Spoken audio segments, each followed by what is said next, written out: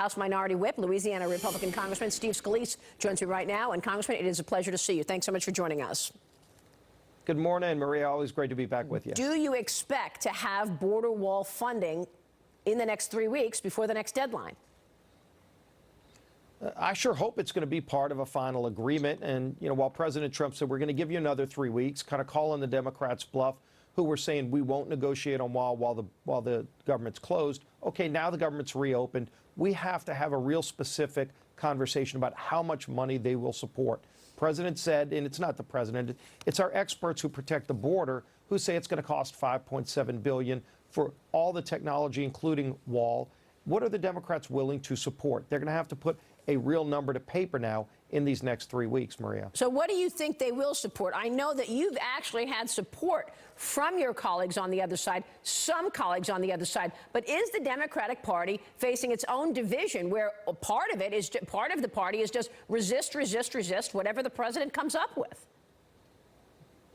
Yeah, I think we were starting to see fissures. And in fact, you saw even the House Majority Leader, Steny Hoyer, saying physical barriers should be part of the solution. You had committee chairmen on the Democrat side saying give the president the money for the wall. And so I think this growing drumbeat got Pelosi nervous. But at the same time, she's going to now have to confront it, because in every negotiation I've been in, when we've had meetings in the White House with the president, when pressed on what amount of money will she support, she always said, I won't talk about numbers while the government's shut down.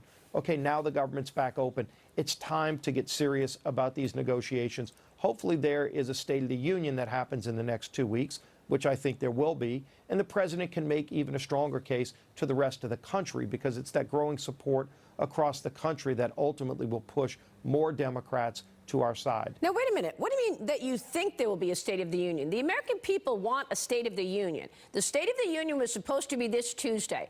It feels like Nancy Pelosi has bested the president, obviously. She now forced him to not have the State of the Union this week. I'm being told it's going to be February 5th. Is the State of the Union happening on February 5?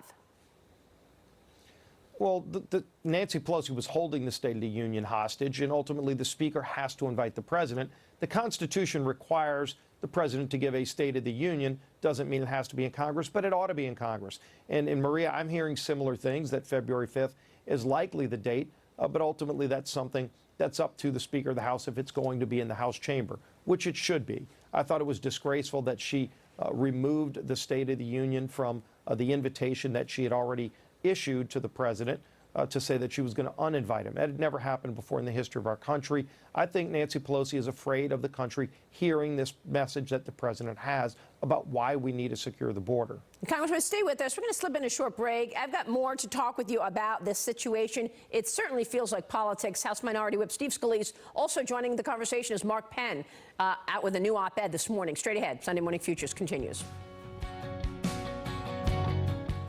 I'm back with House Minority Whip, Louisiana Republican Congressman Steve Scalise. Congressman, you just said, yes, you think it is February 5th for the State of the Union. Why is there uncertainty about this? The American people want a State of the Union. The American people deserve a State of the Union, and it ought to be in the House chamber. The Speaker of the House controls the House chamber. Nancy Pelosi, I thought, was very petty in uninviting the president from the original date that they agreed upon. I think she ought to do it quickly. I think early next week she ought to send a letter out formally inviting the president.